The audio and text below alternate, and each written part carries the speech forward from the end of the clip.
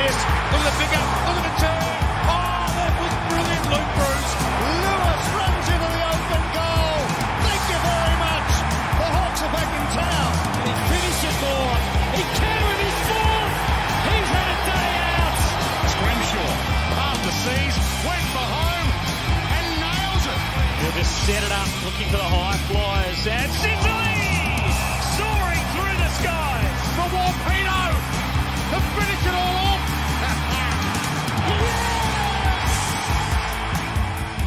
G'day Hawkers, happy to be back bringing you another jam-packed edition of the Hawk Talk podcast on the road to round one. We've got a couple of pre-season matches to recap, some AFLW news and other off-field happenings, as well as all your burning questions. So let's get down to business. My name is Nick Mason, and with me as always is a man that cast an eye on our headouts with Geelong and Collingwood and has a few thoughts on our Hawkers. G'day Tiz. G'day, mate. Did you see they've cloned Sammy Mitchell from about 2001? How good does it look? Yeah, is that the new recruiting policy at Hawthorn? Just to dip back into the past and go, it looks a bit familiar. Lookalikes and Hawthorn supporters. It can't go wrong. It's a dual-pronged approach. Cam McKenzie. Disposals. 24. 8 contested, 4 clearances, 5 inside 50s, and, he doesn't weigh anything ringing wet yet. This is the future. This is what we have to look forward to. 487 metres gained as well, and 11 score involvements. And in that, a goal for himself. 11 score involvements. Yep. Wow. Can we get excited off a practice game, or...? No. Is it? Frankly, no. I think hyperbole in either direction is a folly when it comes to practice matches, but, I'll tolerate some modicum of excitement. Are you sure? Because it looked like Sammy was taking it pretty seriously, giving McGuinness a tagging role in a pracky match. I suppose so. It worked, didn't it? I mean, restricted Nick Dacos to 17 touches and just 3 of those contested, and he was blanketed for the match. There was one bloke whose game I really liked, but I couldn't really rate it because he missed so often. That's... We're a little bit rusty here, folks. It took me a second or two to catch that one, so apologies. But it's all between the ears. His efforts were much better this week, and you got to appreciate who he's up against. Well, the leap from one game to the next, it was encouraging, wasn't it? A lot of people calling it Tassie factor. Cozzy loves Tassie. Cozzy loves Tassie. He does. He does. His stats are much better. Actually, yeah. There. Well, we would know. Yeah. We were there when he kicked, 5? Yeah. 6 against Adelaide, whatever it was. So, yeah, there might be some merit to it. But when you're doing it against Collingwood's new captain. Yeah. And he beat him in one-on-one marking contests. Mm-hmm. And you gotta hand it to him. There's a lot of pressure on him without your mate. Yeah, my mate missing the first few games of the season, looks like. And... we know what a Hawthorn injury list looks like and how it reads. He could be out even longer than that. We just don't know. No, there were a couple of... I noticed Cal Porter apparently got a hand injury. Broken hand, if you don't mind. Yeah. Reckons he's going to be right for round 1. Yeah. I don't think he's had a broken hand before. Well, it depends where it's broken. Well, true. So, anyway, much improved. Do we have to talk about Geelong game? No, because you made me do the tweeting for that. Which was very generous of you. I was at work. Otherwise, I love doing that normally, but I had to outsource it. Let me tell you, it went from about 4 o'clock to about 9:30. That whole cavalcade of... Hey, can I just put it out there for the listeners? Why on earth can't they press reset on the score? Yeah, I know. Why did I have to keep doing maths in the second... Well, in the second half of the 8/8? That's right. Yeah, look, there was no pressure on you or expectation for you to sit there for the full several hours of game time. You should have seen me trying to walk out from the couch. Both legs were dead. There's a massive groove in the couch. Yeah, no, I appreciate it. But, I don't know, I caught up on it later after the fact, and it started so promisingly. That ball movement to get Impey that first goal was... Oh, you mean the first 30 seconds? You dog. Is that all you watched? No, I watched more than that. I'm saying it started promisingly, and after that it became a much tougher watch, admittedly. Yeah. I will say that without Jai Newcombe, we're up the creek without a paddle. He is incredible and looks like he has not taken a backward step. What about the new number 44? Henri Ustwet? Yeah, no, we're not doing We're that. not doing that. Okay, we'll retire that. Double H. Double H, really great at the coalface. I mean, everything they recruited him for, he seems to be Apart living from the up to it. kicking. The kicking was a little bit dicey. But Well, the he's handball known is for his- unbelievable. Well, more specifically, he was recruited for his handballing. Do you remember? That according to, I think it was Mackenzie, we have the best handballer in the draft crop. yeah. But we also have the best kick in the draft crop in Cam Mackenzie. Do you remember that? Yes. So we saw evidence of one and the other. Yep, that's so tick and tick. All right, we move on. No, obviously the Geelong game was not particularly fun to watch. Moore with 3 goals, though, is super encouraging. Vice-captain Dylan Moore now, as we know. Given some leadership there. Look, we all know the story of Dylan Moore, but Moore and his, very, very well-versed tutor, Luke Bruce. Yes, Both vice-captains. VCs. Mm-hmm. And then, of course, Sicily's just sort of... Yeah, I'm not saying he's disinterested. He's just like... No, he's saving himself for the good stuff. Yeah. It's obvious. Yeah, he didn't... Yeah. No concerns around James Sicily at all. He just- looks like he's just motoring in second gear in a way that's probably perfectly acceptable for this time of year, to be honest. And Blank is fullback from here on in. Mm-hmm. That's it. Yep. Chips are in on Blank. Yeah. That's going to be interesting. I really like James Blank, but the task that he's got ahead of him this year, it's a big one. It's a big workload. Yeah. Yeah. We're darting all over the map here. Can we go to the forward line again? Let's talk Fergus Green. Well, we've been on his case for years. We wanted to see him in AFL. We haven't seen that yet. But all things being equal, and if you begin as you are going to continue, Green right. looks fantastic. I mean, And he's given away goals. He's given away shots on goals. He's a bit of a team player. He's getting to great positions. the past 2 seasons at Box Hill for Fergus Green, we've watched him closely, and over the course of that 2 seasons, we've said it'd probably be a pretty good idea to bring him up to the senior list. Pretty good idea. We almost mounted a campaign of banners. That's right. And lo and behold, it's looking like a pretty good idea to bring him up to the senior list. So I'm just saying, it's very encouraging that what we've seen so far, he seems to be making good on all of his VFL form, so it's great. McDonald, the passing, He does look good, I'll give you that. What are we going to do with him from here on? Like, because we can't have a bloke that talented hanging around half forward. I know what a big fan you are of Chad, hanging around half forward with all that talent. We got a question from Kurt. C-Mac's improvement and ability seems to be flying under the radar a lot.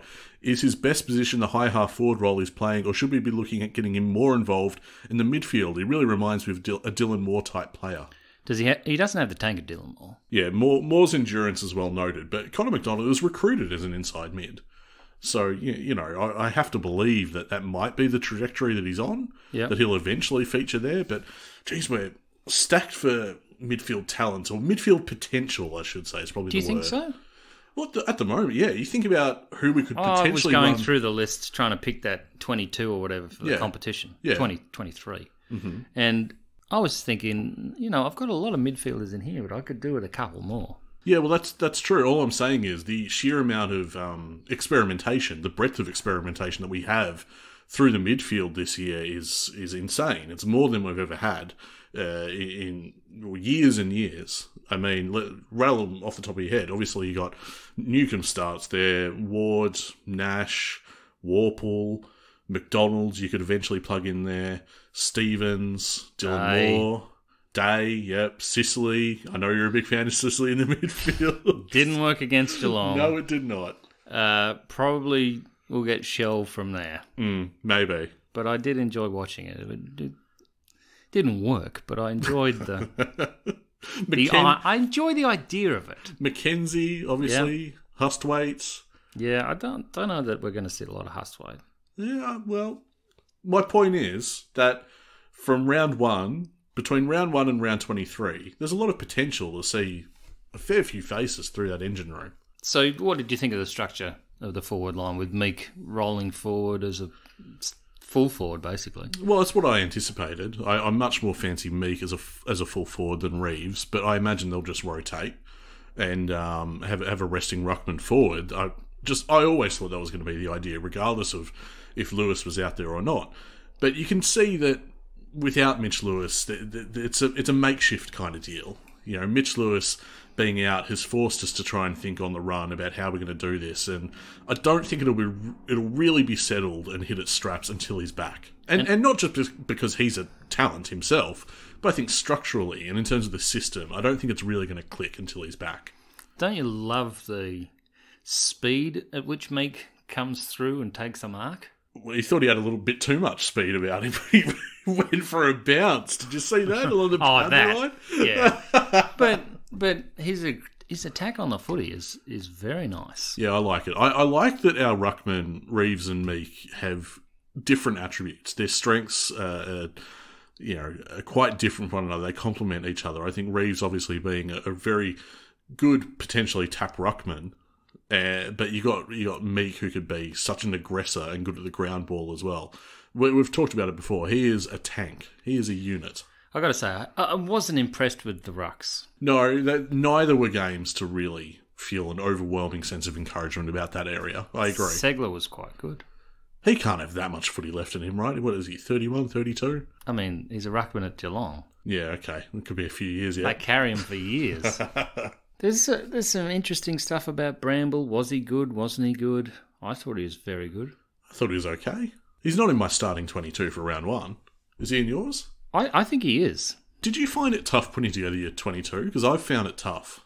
Yeah, because we're not very good. You're always going to find it tough when you're not very good because it's not clear who's in their best positions. Yeah, okay, I suppose there's merit to that thinking. And also guys are going at half pace, like Frost is going at half pace. Well, Frost can, because there's no one under him challenging him right now. Have you noticed? I mean, who's the first name that comes to mind? Tell me. To challenge him? Yep. To unseat Frost from his position in this lineup. Really? Yep, go on. You want me to go there? Yeah, I do. Pick 6? Yep. We're not doing this because I haven't said anything. I have looked at him and I've thought, this is the year this bloke's going to really improve. Yeah, it still could be. I haven't said anything else. You're looking at me like I'm having a go. I'm not. You're definitely having a go. I'm not. What's he, 20 years old, right? Yeah. 20 years old. Give him another season. See how he goes. Right. This is the I believe we've got a trade in the questions here. Oh, right. For DGB, don't we? Yeah, you might be right. Let's fish it out. There's someone who's like, what could, can we get... that's it, Sarong. So we got both Sarong boys, one at the VFL and one at the AFL list. Yeah, and then Caleb is at Freo. And Caleb's a very good player. Let's do the question justice. This is from Woz. Are we angling to get Caleb Sarong in the next few years with his brothers on Hawthorn/Box Hill lists? Would DGB plus a pick be enough? Now, first thing to note is that Caleb Sarong literally just inked a new deal, and he's going to be with Freo till the end of 2027. So that's going to cost us more. Exactly. If anything's going to happen in that space, it will cost us. But we do have Liam Sarong now running around for Box Hill. As well as? And Jai Sarong. Okay. So collect the set. Got to catch them all. Yeah. Well, famously, we had Brad Lloyd, and then we got... Why are you laughing? And there were the Quirrellford brothers. That was quite good.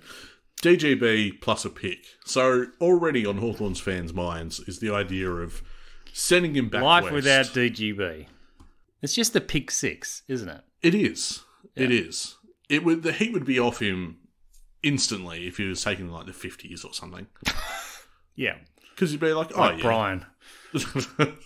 But 40% game time against Collingwood. You're not going to be able to show that much in that time, right? No, he gave away a goal, didn't he? But it's just the fact that, we don't have any real indication of how the club sees him. So, well, not in the starting 22. I wouldn't have thought. There's 2 defenders I can think of. The other bloke in that bracket? Yeah, I think you're reading. Jacker? Jacker, but also you're anticipating maybe where I was going to go is Scrimshaw. He's had an interrupted pre-season. Well, he seems to have fallen out of favour as well. I don't think so. You think it's just the shoulder niggle and that's it? Mm-hmm. Okay, fair enough. He was integral to the game plan last year. His little chip kicks, ball retention out of the back half. Oh, I agree. I'm a huge Scrimshaw fan. I'm big Goes Jack back with the flight of the ball. No. Yep. I get it, but he was in the... Tell me about Jacker. What's happening? Well, just let me speak my piece on Jack Scrimshaw first. The fact that he was in the possibles, not the probables. And I know they switched teams in the intra-club. I know that. But do we read into that at all, or do we just... No. As for Jacker, I trust he trains as a defender. I've seen him line up with the forwards on occasions, but, have they made that call? Have they solidified his spot in this lineup? No. So what are we calling him? He's just a utility. Well, that's the problem. You can't put him forward because he hasn't performed there. Mm. You can put him back, but you already got Sicily who plays his role, and then you've got DGB who could play his role and probably better, but has never been told you can have that role. So Jack is in a bit of no man's land right now, is what you're saying? He is, but the way he rolls around the footy field, I don't think... it looks like minimum effort, and it comes to him every time. You can't tell me he can't play forward. It's just not working out for him at the moment. Oh, look, if Cozzy continues to be inaccurate and continues to Look, run at a low confidence, at a low ebb, then I think the door's open for Jekka. Nah. No? So How come? They're all chips in on Cozzy, I think. Not if he doesn't perform. That's what we've heard. He played well. Yeah. He just kept missing. He's out there to kick goals. Well, Jekka didn't kick any better the week before. Yeah, well, Jekka has time to have more of a shot in that role. There's something about Jekka going in the forward line. He doesn't look in the right positions, but in the back line, he has a man to take him to the right positions. And I think when he matures and works out the game plan and the style and everything... How long has he got to mature? He might only have a year. Well, he does only have a year. So there you go. That's the contract. Exactly. So if you're in no man's land on the final year of your contract... now he's got a new coach at Box Hill. Yep, that's right. He'll be at Box Hill the first week anyway. Oh, yeah, no doubt. But as you say, Cozzy will give him an opportunity. That's my thinking. If he kicks like that. Well, I don't think... Yeah, Cozzy's spot on this side is vulnerable. I don't know how anyone could say anything Cozzy's an different. AFL footballer. Yeah, I'm not saying he isn't. Jekka may not be. But I'm suggesting that Jekka will have a chance to find out if Cozzy runs at a low ebb. Okay. That's all. And probably deserves to. He played well as a forward. How do you for think Box Hill. Sammy is thinking about this year? Are we going all guns blazing early, trying to get wins? Because Essendon looked pretty shoddy. Mm-hmm. That's definitely one we could possibly win. Okay, so this question from Flat Track Paulie, right? On this very topic. Most likely wins for the first 6 to 8 weeks. Who we got? Essendon first up, of course. Okay, I'll read them out and you go likelihood of winning out of 3. Okay? I'll respond how I want, but go on. Ah, fine. All right. All right, here's the first 8 opponents. You right? Dons at the G. We can win that. Sydney at the SCG. No, they're too strong. They don't play well at the SCG, Nick. What are you talking about? What I have to do is travel up there to see them. That's when they lose at the SCG against us. April Fool's Day. Against North. Against North. What time is it? That's important. Yeah. Quarter to 2. All right, well, past the window. Now, look, we're good enough to beat North. Come on. Geelong. No, I think they get us this year. The Easter Monday. GWS, the game we're attending in Adelaide. That's right. That'll be interesting. We can beat them. So we can beat I'm having 3 of the first 5, according to you. I'm penciling us and for then 3 we've got wins. Adelaide. Where's that? That is at UTAS. Oh, dare to dream. Surely not 4 of the first 6. Exactly. Surely not. Dogs, round 7. No. Freo, round 8 over there. No. Melbourne. No. West Coast, round 10. We're going through the whole fixture. What are you doing? We're up We to got round halfway. 10. Okay, well, we beat West Coast, yeah. We beat West Coast. Yeah, that's on our home deck, isn't it? It's in UTAS. Yeah, no, we'll get that done. Mate, we're never going to get that bloke you want. I think Harley's out of the equation anyway. A brand new Harley at Hawthorn would be fantastic, but I just don't think it's going to happen. I simply don't think... Whatever happened to Harley Burnell? He was getting a flight over, remember? Is he playing for... Oh, he's playing for some VFL club. He's playing for Melbourne? Anyway. Casey? Probably. Or is it Portman? Anyway, who cares? Good old Harley. I don't think we're that bad. That's my reading on this season. That's my prediction. We're not as bad as some people were forecasting when we're getting our asses handed to us by Geelong. Do you know what? The 8 looks already set. Pretty much, yeah. It's weird. It was pretty easy when I was doing our opposition analysis for the season guide that we're releasing later this month, listeners. And when I thought about the makeup of the top 4, I'm like, well, that's easy. Yeah, but don't we always go into the season with this sort of... No, I don't remember being this Blase, Melbourne will be there again. No, I don't remember being this sure. I'm pretty sure on the top 8. Okay. So most likely wins for the first 6 to 8 weeks. Yes, Flat Track Paulie, they're most likely wins is what we've learned. I don't know. That was it crazy of me to, as we ran through it, I predicted a lot of wins. You did. Was that insane? Probably. Okay. I guess we'll wait and see. We're very close to round one. Because you got to remember, they're young. Even if they do get a couple of wins, they'll get complacent. Maybe. Yeah. Okay. Think about round one, though. Essendon. I have no idea what to expect from them. Am I alone? Essendon or us? Essendon. I don't know what to expect. I don't know if they're any goods. I don't know if last year it was a catastrophe for them. What are they going to turn in this year? They haven't made really that significant amount of change off field. They've got a new coach. That's the big one. Pretty significant. Yeah, but in terms of personnel, in terms of the players out there, Will Setterfield, great. Strunger's done, isn't Strunger's, as in ham. Yeah, as in ham. Yeah, no, he's probably not going to be fit. Okay, well, he's the bloke that beat us last time. I think you're forgetting about 2 metre Peter. Oh, yeah. Yep. That could be a problem. Blank. Yeah, I'm drawing one, actually. Anyway, we won't have Max. Have you wondered what Max has been doing? I assume running around for Box Hill. They played a practice hit out last week against Collingwood. They won. Yeah. Won pretty handily in the end, actually. So clear third choice for Ruck. I'd say so, yeah. I would say that it's Ned and Lloyd.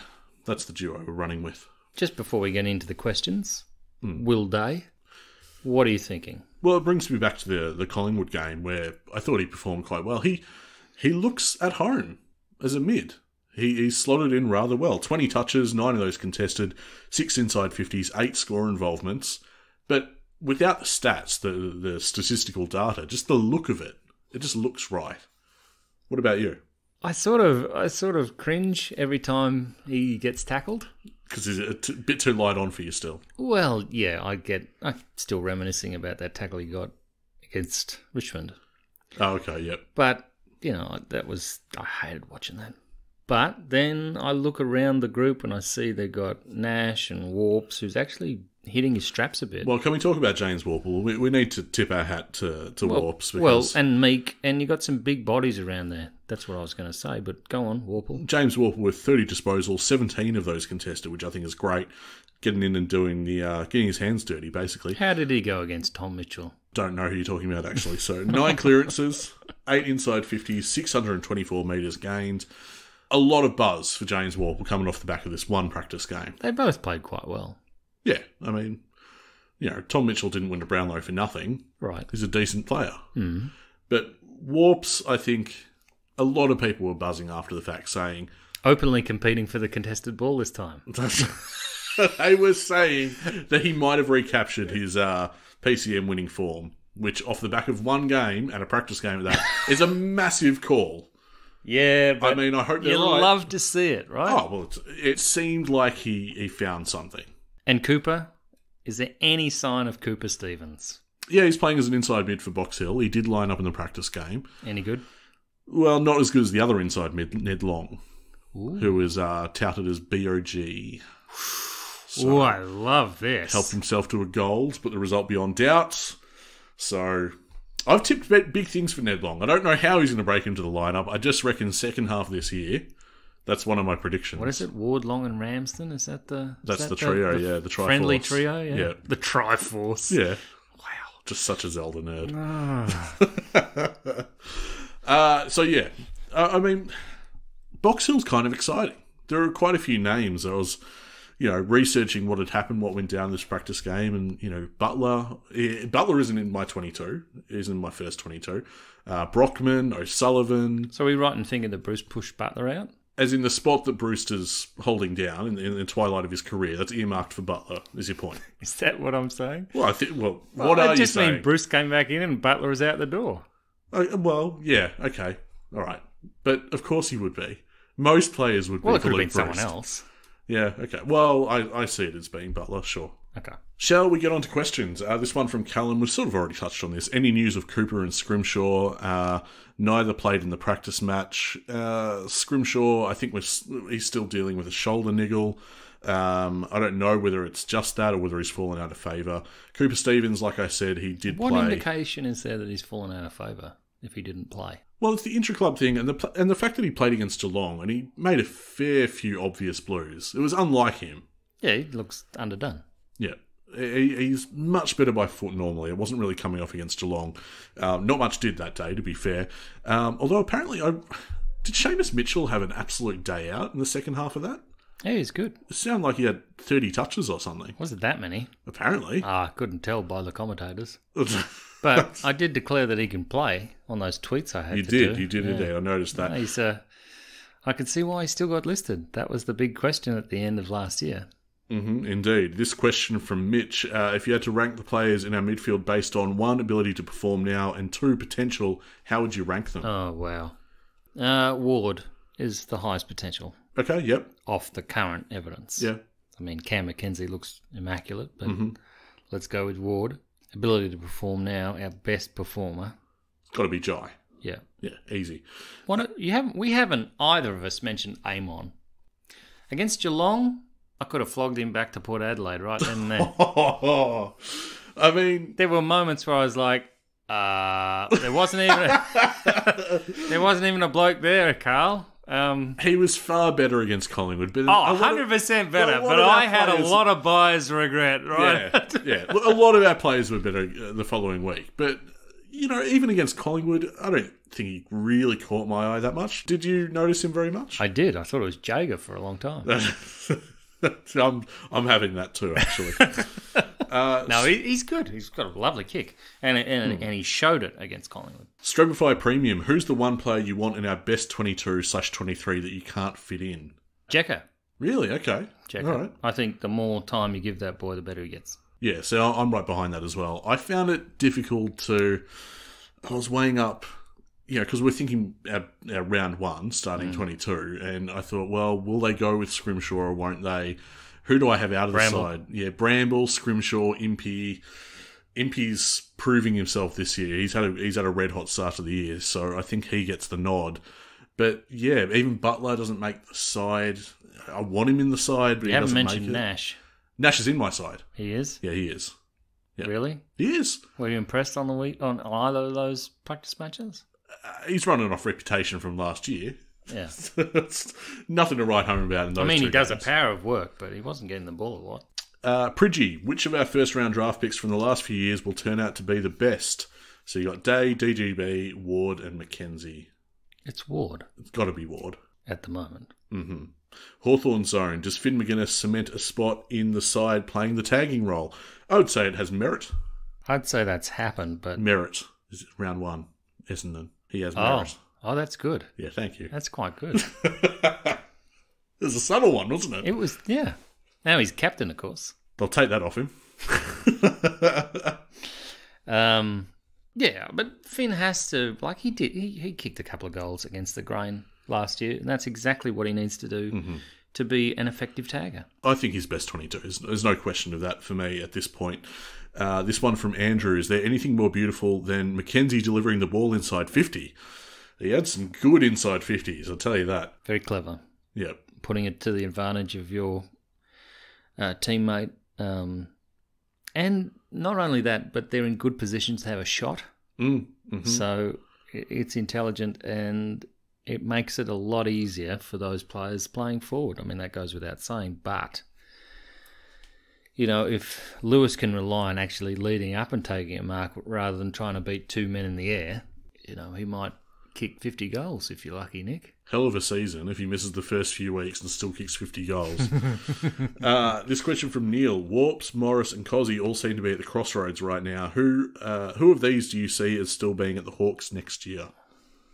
Geez, we have to stamp some papers apparently with this question. Morris has the hardest road from here. Cozzy's in the lineup to begin the year, so he gets his chance. And Warps would appear to be getting back into the swing of it. Yeah, that's how I'd rank that question as well, player for player. Yeah. And, Warps has that vibe to him of being a bit of the teacher's pet. I mean, Sammy honestly has put in so much time to James Worpel, and it would surprise me if that wasn't rewarded by James and staying loyal to the club given our need of midfielders. This question from Anthony, we kind of touched on this already. If Cozzy doesn't improve his kicking, do we just persist or does it become a liability to keep playing him? Persist, it's all between the ears, and it's a pracky match. Maybe he's only going at 20 How many shots did he miss? Maybe he's only going at 20%. Well, what's wrong with the practice match at Arden Street? Maybe he's doing a Sicily, turning up, doing 20%. 1 out of 5 shots. He kicked 6 against North on his debut year in a practice match. So how about that form? Can we have that Cozzy back, please? No, it's between the ears, isn't it? It seems like it, yeah. He's finding the footy. It's just finishing at this point. People would have a completely different outlook on him if he put through those goals. And that's... Footy's cruel like that. Well, he should be putting them through. That's the expectation. Yep. I'm not defending him in that sense. He absolutely should be kicking goals. And that's why we're talking about him now in this sense. This question from Numo. Morrison last year became an absolute lock and a mainstay of the team. He hasn't played any of the preseason matches and is building his fitness base again after his hamstring injury. Does he play round 1? No. Moving on. No disrespect to Numo. He has a spot. Yeah, absolutely. He's just out of form. No, there's no question that he's, whether he's good enough or not. He clearly is. He's coming off a career best season. He was one of the best wingmen in the comp. That often gets overlooked. Statistically, he was right up there. So, Numo, you raise a good question, but I think simply from being underdone, he can't line up in the round 1 side. And we can cover him. We've got enough players to cover his role. But of course, so far this pod, we've talked a little bit about who goes where, who does what. Fair bit of that going on in the AFLW right now. Yeah, real list management, not prophetic list management. Not fantasy booking. AFLW priority signing period is thrown a bit of a curveball for the comp. It's allowed us to pick up 2 amazing recruits, frankly. We've raided Brisbane. We wanted to get 3 players from Brisbane. That's our entitlement. We're allowed to get 3 players who have played 3 or more seasons of AFLW and not have to trade a thing. They just walk and come to Hawthorn, and that's the end of it. Really? Pretty great, right? And that's the expansion clubs. Each expansion club had different entitlements. So I think Essendon were allowed 2 players. We're allowed 3. Great. Love getting one over Essendon, literally. Port had, I think, 3, and then a huge list of other entitlements. And then Sydney were allowed 5. And I just thought, piss off, Sydney. Why? Why are they still getting concessions, even in this league? Anyway, got 2 players, and what a premiership duo they are. Emily Bates and Greta Bodie.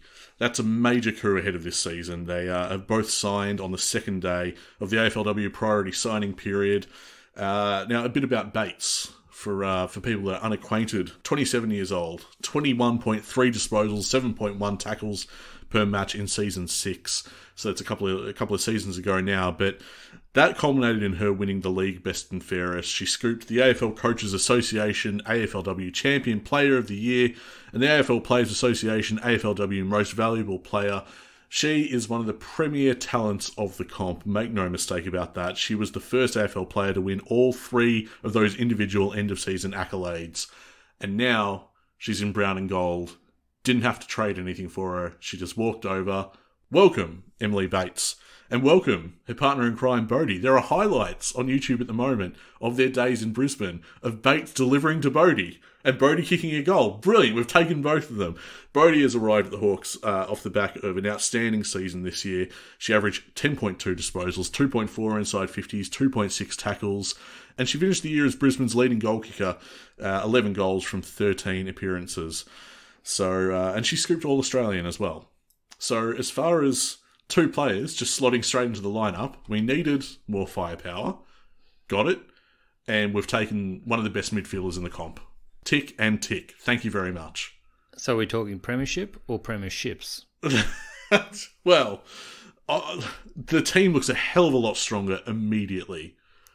And, as we're recording this is a Monday night we're recording this. Feels a lot better than raiding North Melbourne like we did last year. Oh, doesn't it? Yeah. Doesn't it? I mean, that worked out pretty well, granted. It did, yes. But, I mean, Brisbane are a powerhouse of the AFLW comp. And they're going to be in contention again, but we've just taken 2 of their best players. We're hoping for a third, didn't materialise. But speaking of a third player, we're still in that PSP window. It closes on Wednesday. And Hawthorn can take one more. We've got the list spot available. Bloody hell. Yep. So there might still be a bit more to play out in this space. So incredible. It's very cynical, isn't it? What do you mean? It's very cynical how you can just pick the eyes out of an absolutely. Brisbane would be fuming over this. Yeah, I kind of love it. another cynical thing that Hawthorn did during the week. What? Go on. You know where I'm going. I do. Luke McCabe is back. All hail Luke McCabe. Feels like we need some sort of music sting. I'm thinking Young Hearts Run Free. And you haven't mentioned his son at all. No, not in the rundown. But we can talk about Will. Yeah. What- Is he not the... The end game. Yeah. Well, he has to be now. It's It's not often son gets a job for the dad, is it, really? But in AFL, that's how it works. Yeah, old man McCabe is back in the fold. And Scully's dad had a good gig for a while. yeah, we'll bring... Am I being disgustingly cynical? Oh, you're not saying anything that Hawthorn Hasn't fans been said. aren't. Well, Hawthorn fans are thinking it. They're looking at Will McCabe. They're saying, let's get him over from SA and let's take him. He's father-son eligible. Yeah. So we didn't have to do this, is what you're telling me. I mean, how could we not? Now Luke McCabe is back in the fold. But he still has to nominate, doesn't he? Yes. Will has to go, yeah, no, actually, I'd like to nominate for the father-son team. Exactly, yeah. Luke McCabe back as a football director on the club's board. Played, of course, 138 games over a decade-long career for the Hawthorn Football Club. He was awarded the role following a rigorous selection process. McKay will be good for the board. Mm-hmm. And the email wasn't bad. Good start from Gowers. Gowers, Reeves, Mitchell, Goddard. It was a lengthy email, I'll give him that. And then he's ticking off his election promises. That's right, yeah. The Unite and Inspire Forum, which is a lot of it's still TBA. I'm not really sure what shape that's going to take and where it's going to be and when, but I'm a big fan of this. It is one of Gower's election promises. I like the idea of bringing everyone together and canvassing the issues that are important to, well, a number of sectors of Hawthorn people. You got the members, past players, cheer squad, coder groups. It goes on and on. Bringing everyone together and canvassing what's important, I think, is a great idea. It's incredible how many different supporter groups there are. I didn't really realise until you look it up. Yeah, well, I mean, even just the membership alone, if you break down 81,000 members, there's going to be all sorts of subgroups. Yeah. Well, I mean, acknowledged official groups. Oh, right, okay, yeah. At the club, yeah. Okay, yeah, that's true. Oh, by the way, you know what else is in that email, actually? There's a, interesting little tidbit. The election results, the transparency around the votes and how it was all broken down. And Gowers won pretty easily in the end. Friend of the show, Andy Gowers, of course. And anything else? I just thought it was notable that other friend of the show, Katie Hudson, Yeah. vice president, Yeah. and topped the lot in terms of the board candidates, pole position. That's how you get to be VP. That'll do it. That's a ringing endorsement. So congratulations to Katie. Yeah. And exactly what the club needs. A strong female leadership. Yeah, if you look at the breakdown of the votes, Hawthorn members were very clear that they wanted diversity and they wanted a female presence. Well, I think she had the track record to get her there. And although she was certainly aligned with Peter. Mm-hmm. But, once the election's over, you got to work for the betterment of the club. That's how they've all said they'll approach it. But you're right in saying that people believed in her body of work to that point. Yep. They had full faith in what she was able to do. And Well, front of mind for a lot of people is finance, and she's been very good at that. And you notice Dingley wasn't mentioned in the email? I swear, I flagged last week. We might have to do our own digging. No. Hey, someone needs to. Am I right? I meant figuratively. Up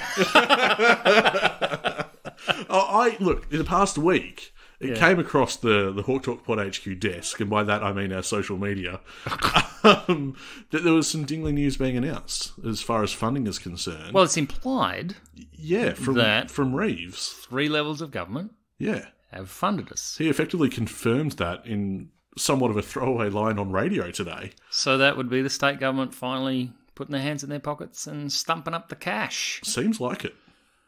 Or just, waiving the land tax. It probably would. I don't know. But it seems like it's been a little bit of an eventful time off-field for Hawthorn, but in a nice way. So next week, we're back with a preview of the game. Mm-hmm. We also have to finish that magazine. Oh, yes, there's a lot of work for that to get that out on time, but we are on track. What's the theme again? Back to the future. Really? Well, I've just figured that's what the club's doing. We're investing in the future. And, of course, our guest. Yes, especially excited for our guest next week for our round 1 preview podcast. And he has a very good record against Essendon. That could be almost anyone at Hawthorn, and you know it. But no, that's going to be great. Look forward to chatting to them. I think that's it, mate. All we've got to do is get to the socials. Of course, we're on Apple Podcasts. That's how you might be listening to this. It'd mean a lot to us if you could rate and review us on there. And it really helps attract other Hawthorn fans to the show by putting our name up in lights with all those good ratings and reviews. So jump on there and do that. We're on Twitter, of course, at Hawk Talk Pod. 4.1 thousand followers, if you don't mind. And most were looking for positives after the game against Geelong. I couldn't believe it. But that's part of what I love about this community. We're generally upbeat folk, you know. We're looking forward to the future. We think that Hawthorn does have a bright future. We're realistic that it might take a little while to get there, but the conversations online in our Twitter community are great, as they are on our Facebook community as well, facebook.com/HawkTalkPod. We're also on Instagram. And of course, the big one for us is Patreon. The Hawk Talk podcast is made possible thanks to the support of our proud, passionate, and paid-up Patreon subscribers. They've signed up, they've gotten behind the show, and we very much appreciate every single one of you. If you're listening to this and you enjoy what we do and you're interested in getting some sweet bonus content, head to patreon.com/HawkTalkPod for all the details. And we have a number of new subscribers that we need to shout out. Thank you, Patrick, Liam, Clarence, Tripper, Nicholas, Mark, and Philip. And apparently one of them's very high on Hawthorn. That's what we've heard. We appreciate every single one of you. Thanks for getting on board right on the eve of the season as well. We're geared up and psyched for a huge season of Hawthorn footy, and it's great to have you. They're probably all high on Hawthorn, to be honest. They are high on Hawthorn. Now, speaking of one last thing about the Patreon, with the season guide, if you want a digital copy of the season guide and you sign up to Patreon, that'll be all yours. If you want a physical one, of course, we'll be selling those like we normally do, but ahead of round 1 as well. We'll actually be at the G selling those. I've got to brave the round 1 crowd, Nick. Well, I'm not so worried about the Hawthorn crowd. I'm worried about the Essendon filth. So we'll be where we were last year, and probably with a whole lot of caramella koalas. Yeah, that's our go. Love a caramella koala. Of course, we'll put all the details up on our socials, where and when we're going to be there. But something to look forward to. Massively proud of our season guide, as always. It's a joy putting it together, and we're so excited to share it with you. Well, we're back into the swing of it, Nick. Every Monday from here. Yeah, I think so. It's pretty wild to think of. We've had a decent break, and we popped our head up here and there, but I think as of now, we're really back onto our schedule. The season is about to get underway. The road to round 1 continues. And, I saw a few people writing about, what's with the slogan, all this belief stuff. But that's what this season's about. Not only getting the players to believe in themselves, but the fans believing that this crop could be the next premiership crop. And we were stunned. AGM last year, what did he say? Sammy said he had 90% of the next premiership side in the room. Yep, he reckons he has the pieces in place. And he didn't mean me. Hey, Sammy believes. You believe? Not yet.